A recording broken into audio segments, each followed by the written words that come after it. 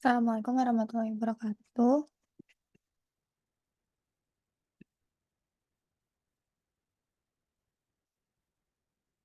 Kami dari kelompok 3 ingin mempresentasikan bab 3 akuntansi sumber dana, akuntansi giro, tabungan, dan simpanan berjangka, sistem perhitungan bunga, dan akuntansinya. Di sini ada Amanda Diva, Jasmine Alika, dan Fadia Putri. Next.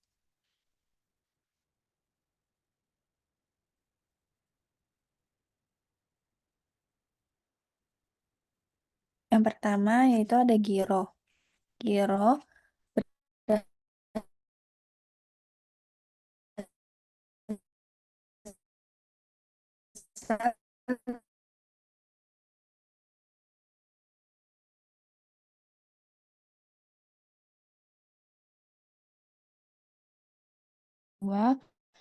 tentang pokok-pokok perbankan.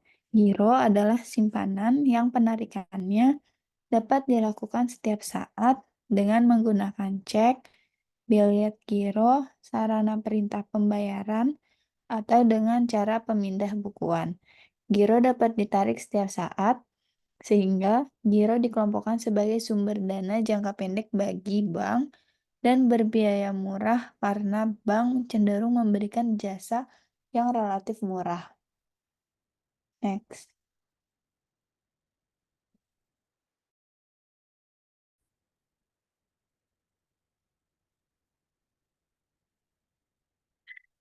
Transaksi giro dicatat sebesar nilai nominalnya dan disajikan sebesar nilai kewajiban bank terhadap nasabah giro. Nilai nominal adalah nilai nominal setoran atau penarikan, sedangkan nilai kewajiban adalah nilai saldo setelah mengalami mutasi debit atau mutasi kredit. Giro dianggap pasif bila selama 6 bulan berturut-turut tidak mengalami mutasi dan bersaldo di bawah saldo minimal. Giro pasif dikenakan biaya administrasi setiap bulan yang dibebankan kepada rekening giro hingga bersaldo nol dan kemudian ditutup secara sepihak oleh bank. Next.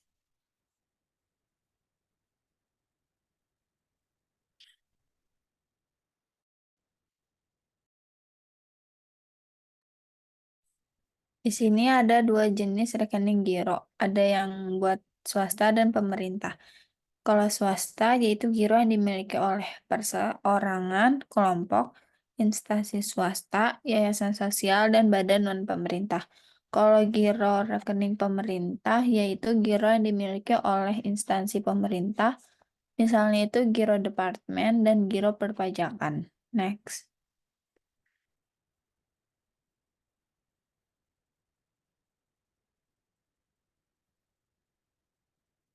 Alat pembayaran giro. Yang pertama itu ada cek. Cek yaitu surat perintah pembayaran tidak bersyarat dari nasabah kepada bank untuk membayarkan sejumlah uang kepada pihak yang disebutkan di dalamnya atau kepada pemegang cek tersebut. Next.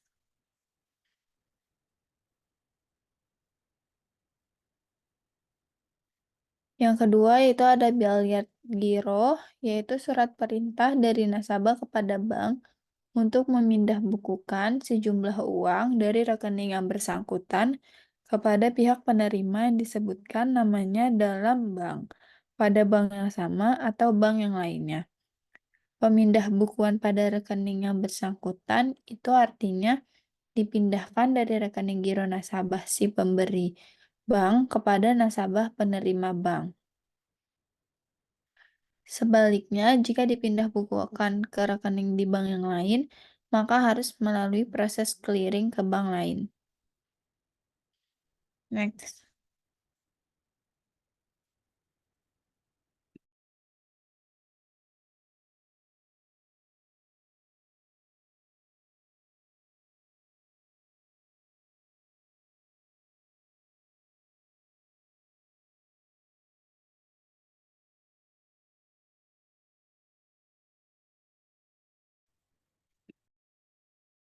Yang ketiga itu alat pembayaran lainnya, yaitu surat perintah kepada bank yang dibuat secara tertulis pada kertas yang ditandatangani oleh pemegang rekening atau kuasanya untuk membayar sejumlah uang tertentu kepada bank.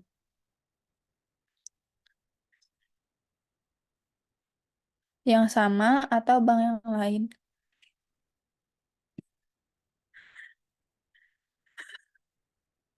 Surat perintah ini dapat bersifat tunai atau perintah pemindah bukuan. Apabila surat perintah pembayaran ditujukan melalui proses clearing atau pada yang sama maupun di luar kota, maka dilakukan lewat fasilitas transfer.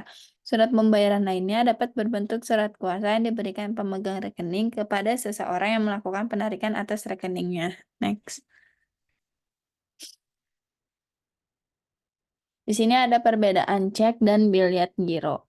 Yang pertama itu di identitasnya, di cek itu ada atas nama dan atas unjuk. Kalau di biliet giro itu ada atas nama aja. Terus menurut sifatnya, kalau cek itu ada tunai dan non-tunai. Kalau biliet giro itu non-tunai. Terus yang ketiga itu tanggal. Kalau di cek itu hanya ada satu tanggal, kalau di biliet giro itu ada dua tanggal. Next. Udah di Inggris lagi.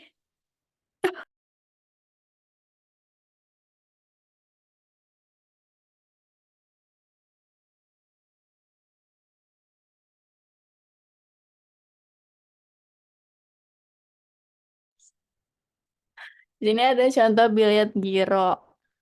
Next.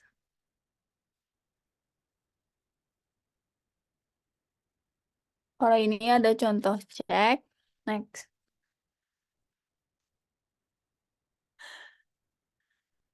Di sini ada contoh perhitungan jasa giro.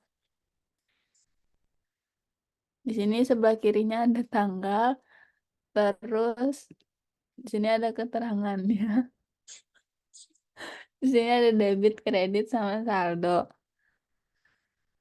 Next.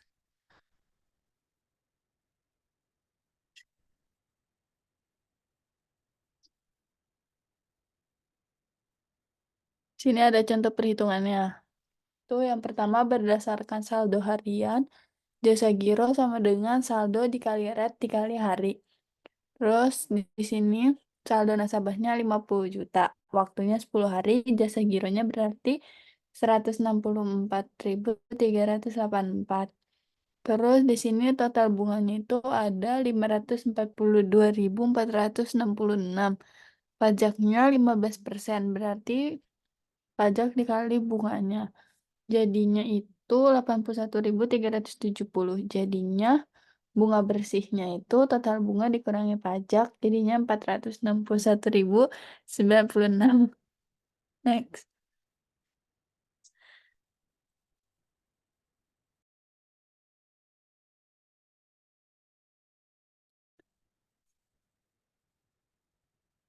Ini cara perhitungan dua berdasarkan saldo terendah. Misalnya saldo terendahnya itu 40 juta. Berarti bunganya itu 40 juta dikali 12% dikali 1/12 sebenarnya 400.000. Terus dikali pajaknya 15% jadi 60.000. Terus bunga bersihnya 400.000 kurang 60.000 jadi 340.000.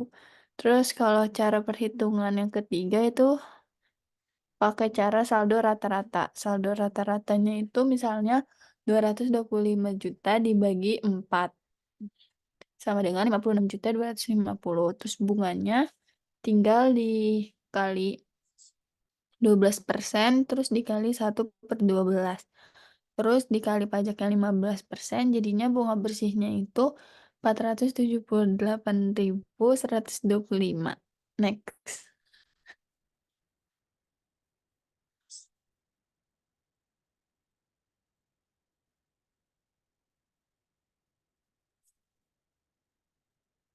Ini ada contoh rekening koran per 30 September 2008. Next.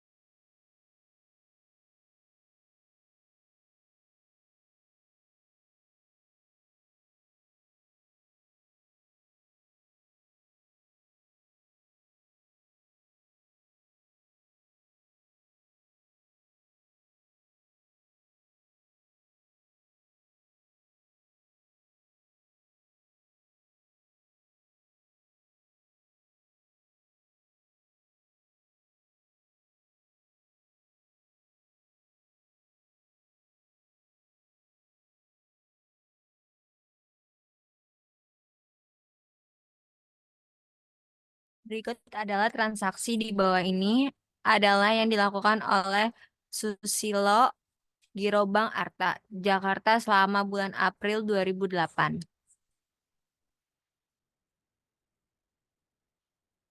Jakarta selama tanggal 1 tanggal 4 bulan 1 dibuka rekening giro atas nama Susilo dengan setoran perdana 1 juta secara tunai dan biaya penggantian barang cetakan berupa cek dan biliet. Giro sebesar 50.000 yang dibayar tunai. Jurnalnya ialah kas pada debit sebesar 1.050.000. Di kredit itu ada giro susilo 1 juta dan di kredit ada barang cetakan 50.000.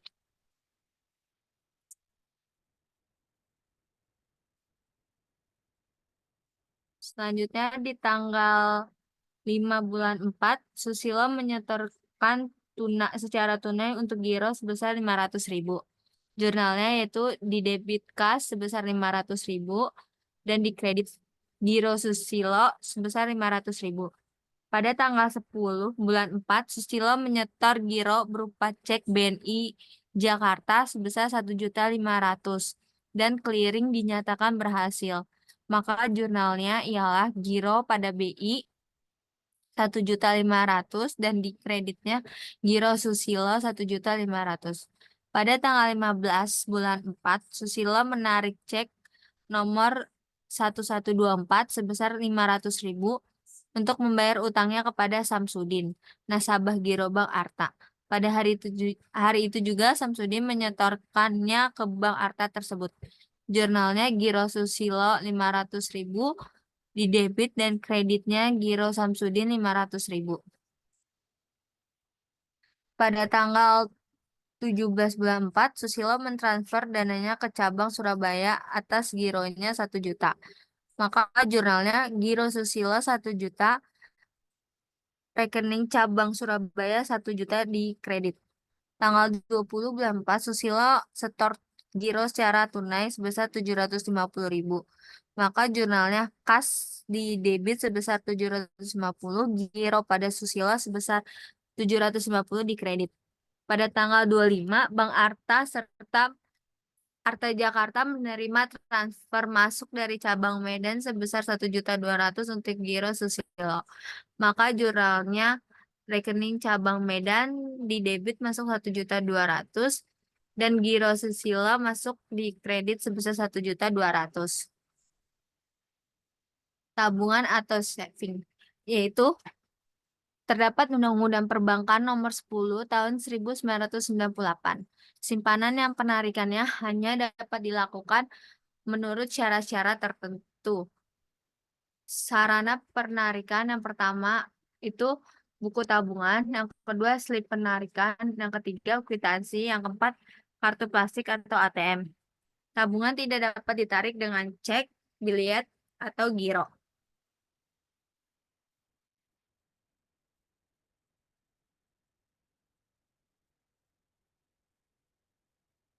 Alat penarikan tabungan itu ada 4. Yang pertama itu adanya buku tabungan. Buku tabungan ialah buku yang dikeluarkan oleh bank yang di dalamnya terdapat informasi berupa jumlah simpanan nasabah pada rekening tabungan bank. Yang kedua, surat penarikan atau yang disebut dengan slip penarikan. Karena digunakan untuk melakukan penarikan dari rekening seseorang, ini mencakup informasi penting yang memungkinkan bank untuk menyimpan dalam penarikan yang akurat dan memberikan jumlah yang diperlukan. Terus yang itu ada kwitansi, ialah dokumen yang menjadi alat bukti terjadinya pembayaran maupun penerimaan sejumlah uang. Dikeluarkan dan ditandatangani si penerima, kemudian diserahkan kepada si pemberi uang atau yang membayar. Bisa juga ditekan kedua belah pihak untuk melakukan sisi legalisat. Kartu plastik atau ATM. Kartu yang digunakan sebagai fasilitas transaksi oleh nasabah bank di mesin ATM atau mesin edisi Karena kartu ATM atau kartu debit dapat digunakan untuk melakukan cek saldo, transfer, serta tunai hingga membayar tagihan.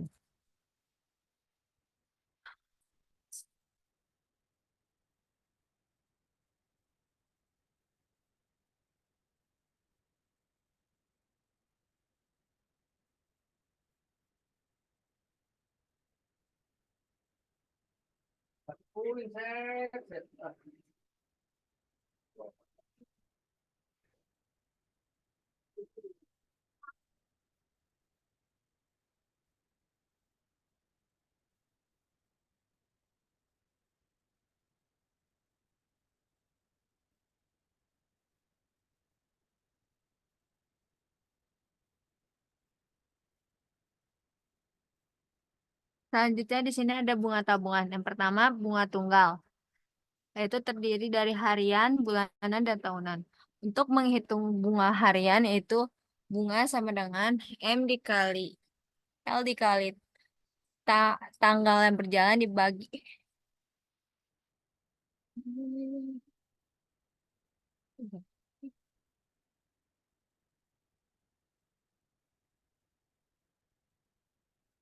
eh, 365.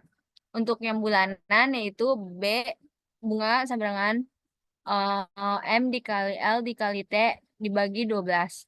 Untuk tahunan yaitu bunga sama dengan M dikali L dikali T. Sedangkan untuk bunga majemuk atau pemajemukan bunga tahunan yaitu MN sama dengan M buka kurung 1 ditambah I dibagi N. N itu tahun. Yaitu bulanan MN sama dengan M buka kurung 1 ditambah IX dibagi Q dibagi P. Q itu bulan dan P itu tahun.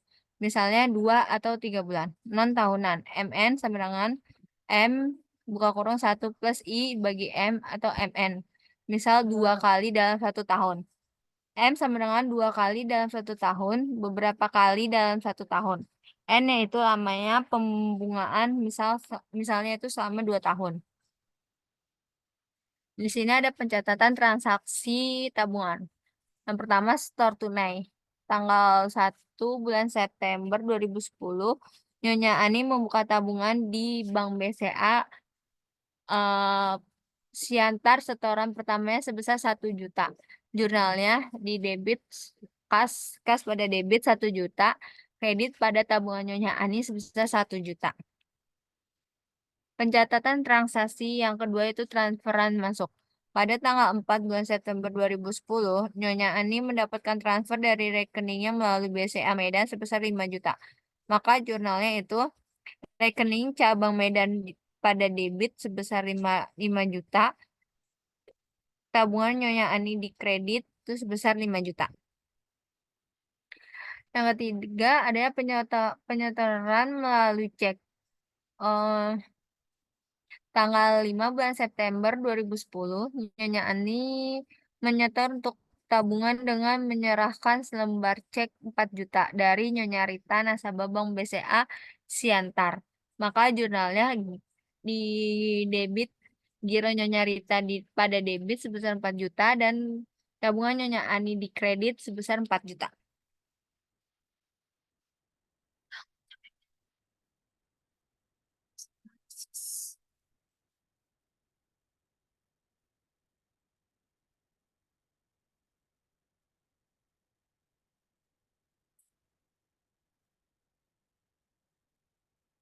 Yang keempat itu penarikan tunai tanggal 10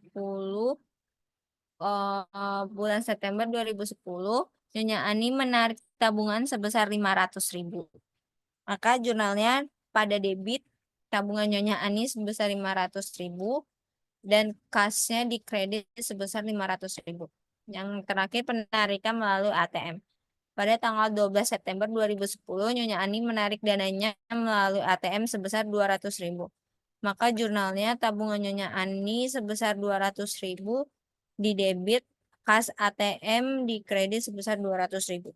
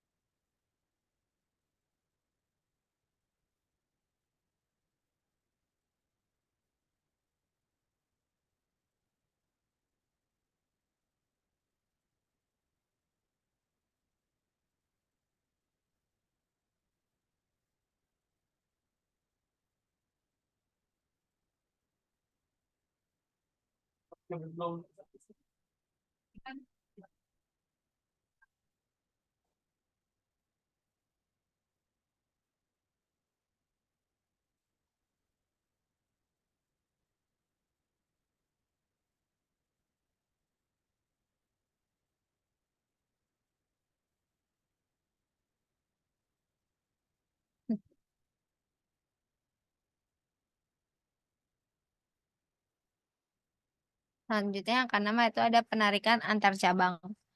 Tanggal 15 bulan September 2010, Nyonya Ani menarik rekening tabungannya di BCA cabang Medan sebesar 1.500.000. Maka jurnalnya itu ada pencatatan pada cabang Medan, yaitu rekening cabang Siantar di debit sebesar 1.500.000 dan kasnya 1.500.000 di kredit. Lalu pencatatan jurnal pada cabang Siantar yaitu tabungan Nyonya Ani di debit sebesar 1.500.000, rekening cabang Medan di kredit 1.500.000. Yang ketujuh, perhitungan bunga. Pada tanggal 18 bulan 9 2010, Nyonya Ani pada bulan September mendapatkan bunga sebesar 100.000. Maka jurnalnya itu biaya bunga tabungan sebesar 100.000, tabungan Nyonya Ani dikredit sebesar 100.000. Yang kedelapan, penutupan rekening. Penutupan rekening nasabah harus dilakukan pada cabang penerbit atau di mana nasabah melakukan pembukaan rekening. Nyonya Ani pada bulan Oktober 2010 mengambil seluruh dananya sebesar 7.800.000 dan sekaligus menutup rekening tabungannya. Maka jurnalnya tabungan Nyonya Ani di debit sebesar 7.800.000, kasnya di kredit sebesar 7.800.000.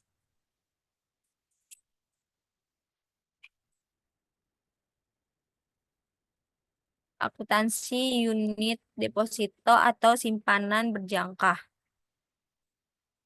yaitu deposito adalah simpanan yang penarikannya hanya dapat dilakukan pada waktu tertentu berdasarkan perjanjian nasabah penyimpanan dengan bank atau ada dalam Undang-Undang Perbankan Nomor 10 Tahun 1998.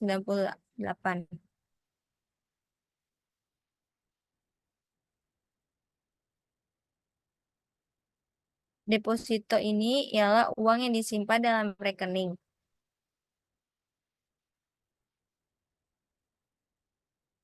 Simpanan pencairan yang hanya dapat dilakukan dalam jangka waktu tertentu dan syarat-syarat tertentu.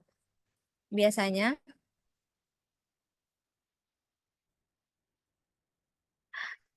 tertentu karakteristik deposito dari bank antara lain yaitu yang pertama, deposito dapat dicairkan dalam jangka waktu berakhir. Yang kedua, deposito yang akan jatuh tempo dapat diperpanjang secara otomatis atau automatic rollover atau ARO. Yang ketiga, deposito dapat dalam mata uang rupiah maupun dalam mata uang asing. Deposito berjangka yang pertama merupakan simpanan yang pencairannya dilakukan berdasarkan jangka waktu tertentu.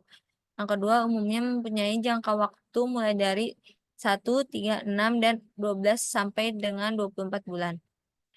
Yang ketiga, diterbitkan dengan mencantumkan nama pemilik deposito baik perorangan maupun lembaga.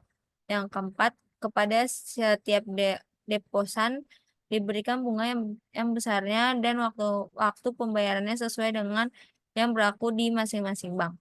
Yang kelima, pembayaran bunga deposito dapat dilakukan setiap bulan atau setiap jatuh tempo sesuai jangka waktunya.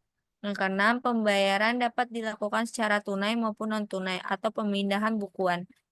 Yang ketujuh, kepada setiap deposan dengan nominal deposito tertentu dikenakan pajak penghasilan dari bunga yang diterimanya.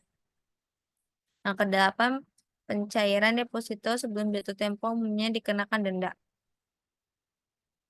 Keuntungan yang memiliki deposito yaitu yang pertama dapat dijadikan agunan atau jaminan kredit. Yang kedua, memperoleh hasil bunga yang umumnya lebih tinggi dari bentuk simpanan lainnya.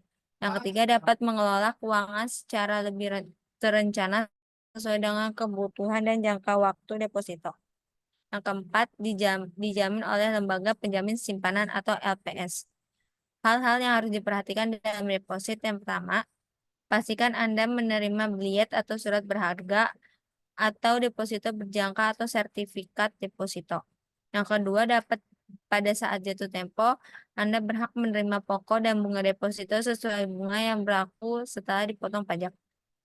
Yang ketiga, pada saat pencairan deposito, Anda berkewajiban untuk menandatangani formulir pencairan. Yang keempat, perhatikan tingkat suku bunga deposito yang berlaku dan pastikan telah sesuai dengan ketentuan lembaga penjamin simpanan atau LPS.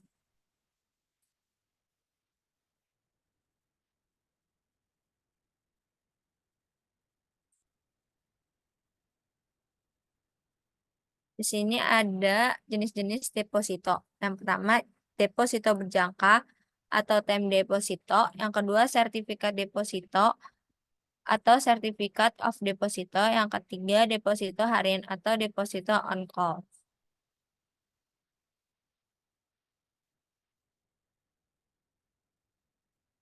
Untuk deposito berjangka, ialah deposito berjangka merupakan jenis deposito dengan jangka waktu tertentu. Penarikan deposito jenis ini hanya dapat dilakukan sesuai jangka waktu yang telah disepakati oleh bank dengan nasabah, dimulai dari 1 hingga 24 bulan. Untuk sertifikat deposito, pada dasarnya sertifikat deposito sama seperti jenis deposito berjangka yang memiliki jangka waktu tertentu. Namun, dalam deposito jenis diterbitkan dalam bentuk sertifikat yang tidak mengacu pada perseorangan maupun lembaga tertentu. Sehingga kita dapat memindahtangankan sertifikat deposito jenis ini pada siapapun dan pencairan bunganya pada deposito jenis ini dapat dilakukan di muka setiap bulan ataupun pada saat jatuh tempo. Deposito on call yaitu berbeda dengan kedua jenis deposito sebelumnya. Deposito on call memiliki jangka waktu yang singkat, yaitu minimal 7 hari hingga kurang dari 1 bulan. Namun minimum jumlah uang yang harus disetorkan pun harus dalam jumlah besar, mulai dari 50 juta atau bahkan hingga 100 juta rupiah, tergantung ketetapan dari setiap bank. Karena setoran minimum yang tinggi serta jangka waktu yang singkat beserta suku bunga yang didapatkan dapat dihitung berdasarkan negosiasi antara nasabah dan bank.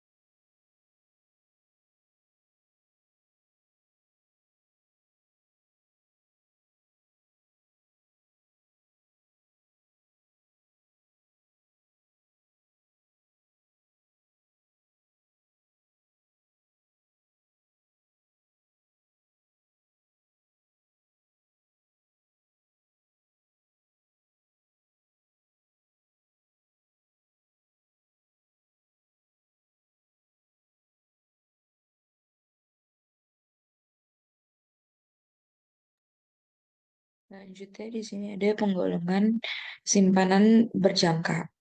Yang pertama itu eh, jatuh tempo pendek atau jatuh tempo dengan jangka pendek, yaitu jatuh tempo paling lama 1 tahun. Contohnya itu ada utang lancar bank. Lalu yang kedua ada jangka panjang, yaitu jatuh temponya lebih dari 1 tahun. Contohnya itu utang jangka panjang bank. Next.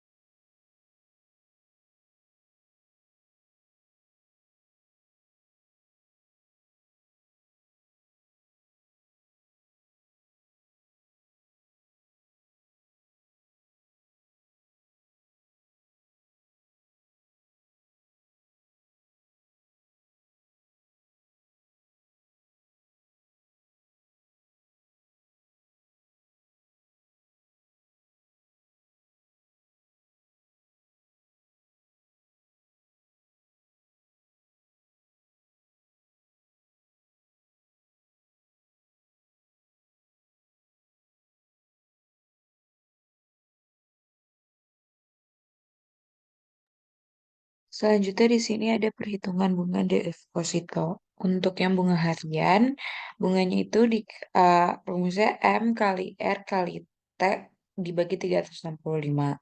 Lalu untuk bulanan sama aja tetapi dibaginya untuk 12, dibaginya per 12. Lalu untuk tahunan M kali R kali T. Next.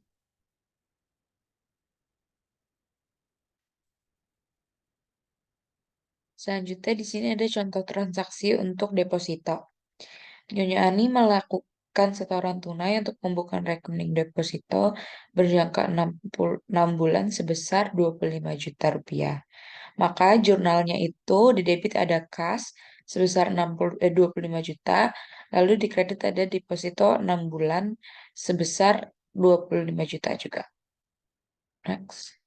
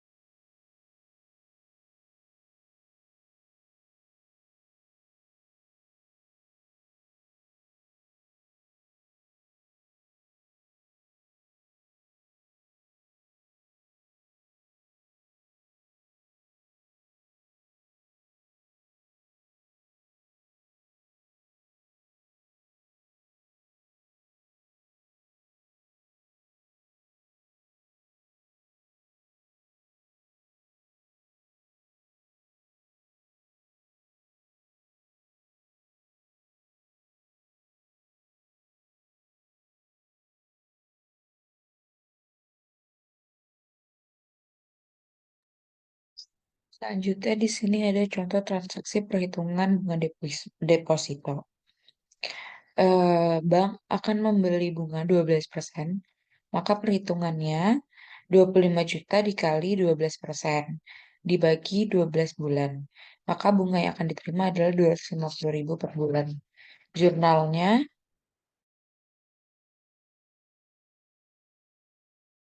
di debit itu ada biaya bunga depo sebesar 250.000, lalu di kredit bunga yang dibayar depo sebesar 250.000.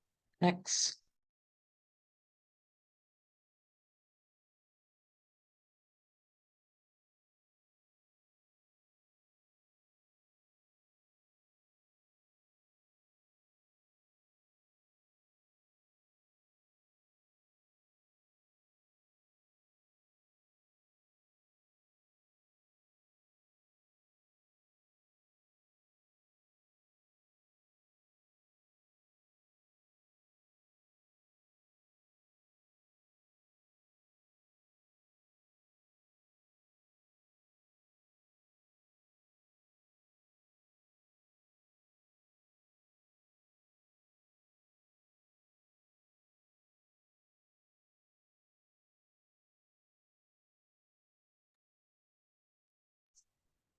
Di sini ada jurnal untuk saat bunga diambil tunai. Di debitnya itu ada bunga bunga YMH dibayar depo sebesar 250.000. Lalu di kreditnya itu ada cash. Lalu di sini juga ada jurnal untuk bunga saat dipindahkan ke rekening tabungan.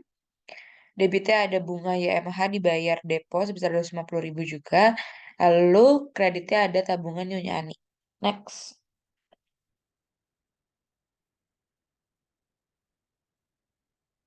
Selanjutnya ada transaksi pencairan deposito yang belum jatuh tempo. Jadi Nyonya Ani ini mempunyai deposito sebesar 50 juta dengan bunga 19% untuk jangka waktu 1 tahun. Ternyata hendak dicairkan setelah jatuh tempo bulan ketiga, maka Nyonya Ani akan dikenakan penalti sebesar 625.000. Maka jurnalnya untuk kasus tersebut yaitu di debit ada deposito Nyonya Ani sebesar 50 juta, lalu di kredit ada pendapatan operasional lain-lain sebesar 625. Lalu selanjutnya di kredit ada mm, cash pad dengan total 49.375.000. Next. Hmm.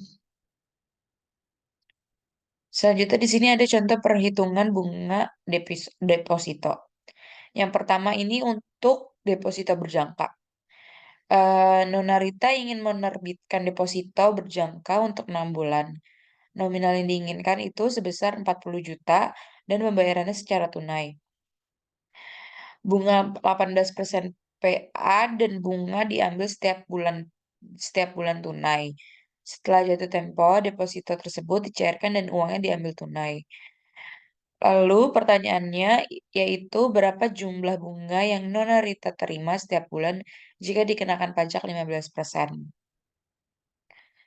Maka untuk menjawab soal tersebut, eh, bunganya itu dari 18% dikali 40 juta dibagi 12. Hasilnya itu 16.000. Lalu dikurangi dengan pajak 15%, yaitu sebesar 90.000, maka totalnya itu hasilnya 510.000. Lalu pertanyaannya, berapa jumlah bunga jika jatuh tempo 8 bulan dan diterima setelah jatuh tempo dengan dikenakan pajak 15%? Next.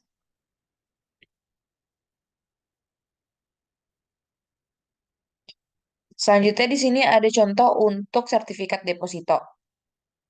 Jadi Tuan Amri ingin membeli 10 lembar sertifikat deposito dengan nominal satuannya itu 10 juta dengan bunga 7,5% dan pajak 15% dalam jangka waktu sertifikat 12 bulan. Berapa jumlah bunga yang diterima Tuan Amri jika bunga diambil setiap bulan?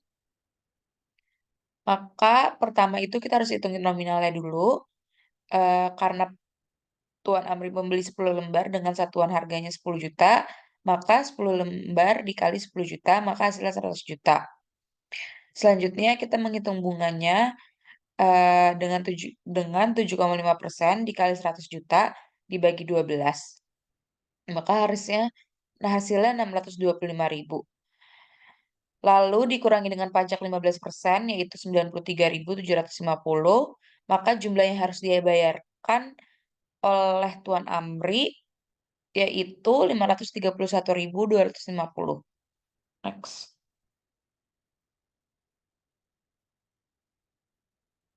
Selanjutnya ada soal lagi, yaitu tentang Nyonya Pratiwi membeli 5 lembar sertifikat deposito dengan nominal per lembarnya 2 juta dengan bunga 8% dan pajak 15% dalam jangka waktu 3 bulan. Pertanyaannya, berapa jumlah yang akan diterima Nyonya Pratiwi jika bunga diambil pada saat jatuh tempo? Next.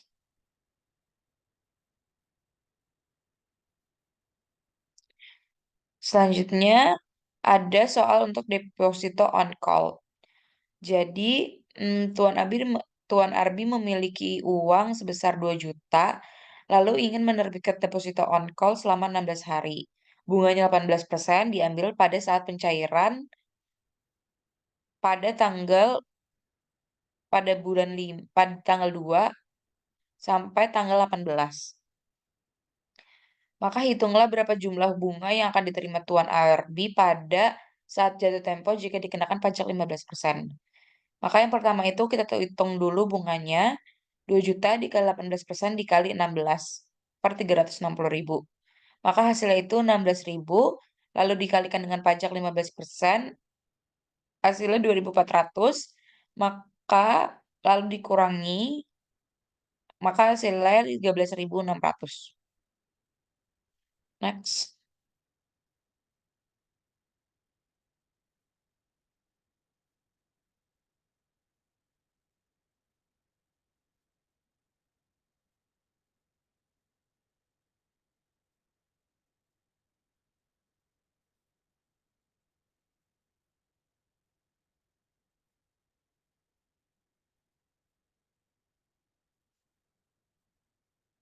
Selanjutnya di sini ada contoh soal.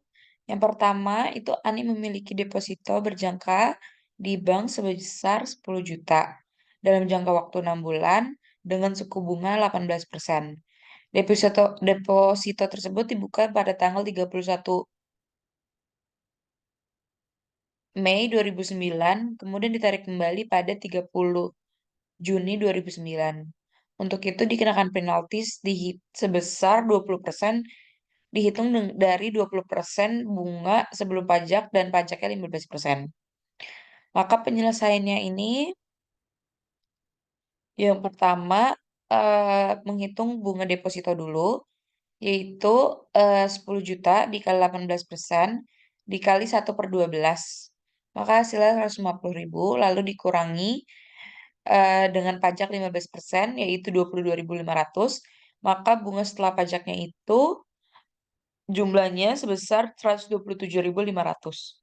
Lalu setelah itu dikurangi dengan penaltinya, yaitu 20% dikali 150.000, maka hasilnya 30.000. Lalu setelah itu bunga setelah pajaknya dikurangi dengan penalti tersebut, maka hasil bunga deposito yang harus dibayar ke bank itu sebesar 97.500. Maka jurnal untuk transaksi tersebut yaitu di debit ada deposito berjangka sebesar 10 juta dan biaya bunga sebesar 150.000. Lalu di kredit itu ada pendapatan lain-lain penalti sebesar 30.000, lalu utang PPh sebesar 22.500 dan kas sebesar 10.097.500. Next.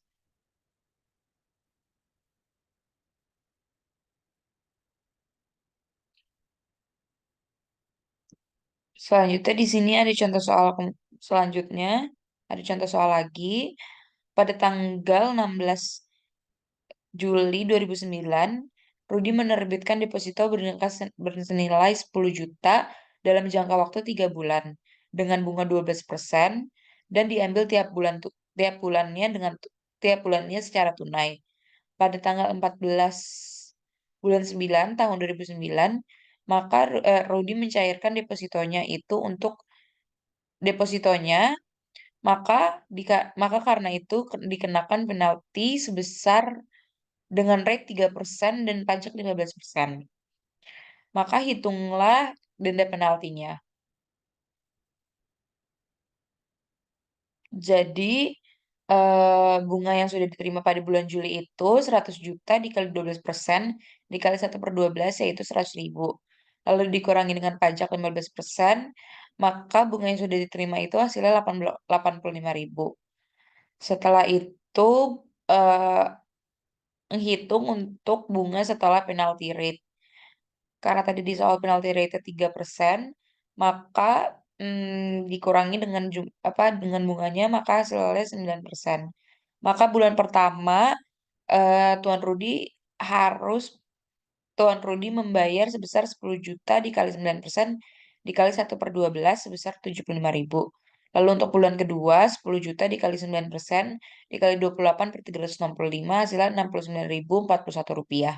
Maka jumlahnya itu yang harus dihitung, maka jumlah denda yang ditangguhkan oleh Tuan Rudi yaitu 144.041 rupiah dikurangi 85.000, maka hasilnya 59.041 rupiah. Next.